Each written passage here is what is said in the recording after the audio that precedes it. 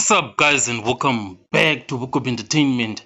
So Nkosana Makate is in serious trouble at the moment, and he is going to be paying a lot of money, and a huge chunk of that money is going to be going to Vodacom.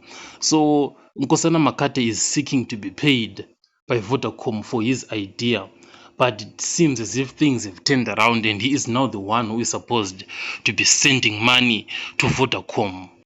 So there was this court case whereby the Constitutional Court overturned the ruling that was made by the Supreme Court. So when the Constitutional Court overturned that ruling, what then happened is that Nkosana Makate was then ordered to pay Vodacom the legal costs that they had incurred. So at the moment, Nkosana Makate, he has expressed that this cost order is actually unfair on an individual like him, because it's saying it's unfair because he is to be defending himself all the time when Vodacom took him to Constitutional Court.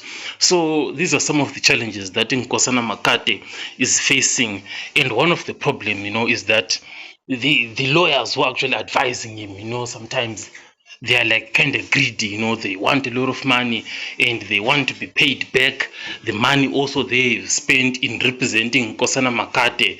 So this is going to be a serious challenge going forward. I'll catch you guys on the next one.